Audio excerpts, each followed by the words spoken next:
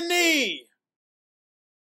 Hey, what's going on, everybody? This is Don Willie back again, coming at you with another subscriber request. This one from KC670, and as you can see, I'm here on lovely Dragonstone Island to talk to you about Hand of the King for the one true king of Westeros, depending on who you talk to.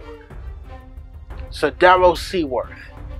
Davos is a character we meet in A Clash of Kings, and he's, been hanging around Stannis for a while now, and he was first given the name Onion Knight, or, the moniker Onion Knight, after he helped to break the siege of Storm's End during Robert's Rebellion.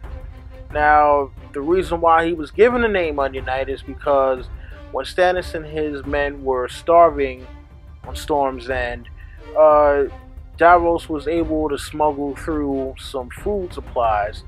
Unfortunately, most of those food supplies were onions, and so the name Onion Knight kind of stuck with him. It isn't supposed to be flattering, but he took it on as his sigil, and to a certain extent, people kind of respected him for that. He was made a lord by Stannis, and also Hand of the King, which most of the nobles in Stannis' service were not too happy about, because a lot of them felt as though they should have been made Hand, and why does this guy from Flea Bottom get to be Hand of the King and not us? And the one thing that it seems that Stannis really respects about Davos is his honesty. Now, before he was in Stannis' service, he was actually a smuggler, and because of his crimes of smuggling, Stannis actually lopped off 4 first joints on his left hand. But if you notice on the TV show, first 4 joints on his right hand. That is because the actor Liam Cunningham is actually left-handed, and whenever he needs to do anything with swords, he's going to use his left hand. So, Davos is a man who pulls no punches, and he tells Stannis that he thinks that he's wrong for having Melisandre around and, burning people to lore, and some of the other things that he's been doing that most people look at and they're just like, this is out of control. What the hell is Stannis doing? And, he tries to talk sense into Stannis many times, and there's some times where Stannis actually listens to him, but a lot of times Stannis is like, look, you're my boy, you're the Hand of the King, you're a good fighter and all that, but, leave all the heavy mental lifting to other people. That's not why I hired you. I did hire you for your honesty, but anything else, man, just gonna stop it right there, right?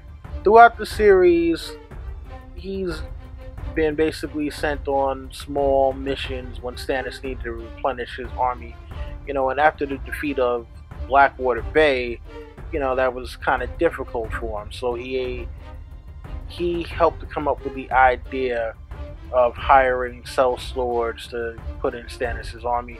It's a little different in the show than it is in the books, and in fact, in the books, the Iron Bank is the one who comes to Stannis and is like, here, we'll back you in order to defeat Joffrey. But that's when Davos is like, hey, we can hire some sellswords and all that. And at first Stannis is kind of like, oh no, this should all come to me because I'm the king. And Davos is like, yeah, listen, boss, that ship is kind of sailed there.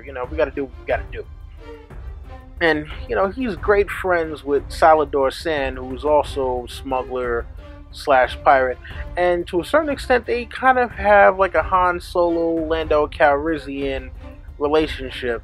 And in the book, he's almost betrayed, almost in the same way that Han Solo was betrayed by Landau in Empire Strikes Back.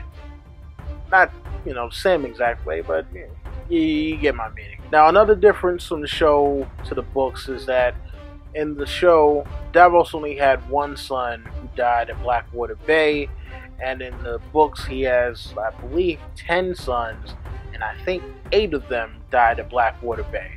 And one thing that has remained constant is that we have not seen his wife in the show or the book. So who knows whether or not he'll ever get back to her. I do hope so. Now, out of all the people in King's Landing that we meet, he is one of the few characters that we interact with that was actually born there.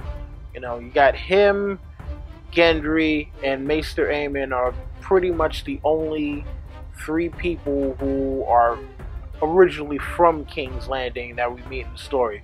Everyone else is from somewhere else, and we meet them in King's Landing, or we meet them on the way to King's Landing. Now, although he wasn't born as a noble, he's been given a few titles by Stannis, one being Lord of the Rainwood, Admiral of the Narrow Sea, and Hand of the King. Now, these are titles that are normally bestowed upon people of noble birth, but, you know, since he has been such a steadfast supporter of Stannis, and he has helped him to gain military victories, he's helped him to gain soldiers, and he's given them good counsel, he has, you know, ingratiated himself, and Stannis bestowed these titles upon him, whereas most other people probably wouldn't have gotten, you know, jumped to Lord or Knight or anything like that, and especially not Hand of the King. You know, that's usually reserved for like high lords, or, you know, somebody who's real close with the king, but, you know, of some kind of noble birth. So, same as in the show, in the books, you know, he is not friends with Melisandre by any stretch of the imagination. Those two do not get along whatsoever. They're always at odds. But Melisandre is always trying to bring Davos to her side to get Stannis to believe in the Lord of Light. I guess she figures, you know, if Davos believes, then maybe Stannis will really believe. Now, in the books, he's not as close with Shireen as he is in the show. In the show, he's very close. You know, she teaches him how to read. He carves her toys. And, you know, it's really him that pushes Stannis to go see Shireen in the show. Whereas in the books, you know, Stannis does that of his own accord, and it's really because he's kind of railing against his wife.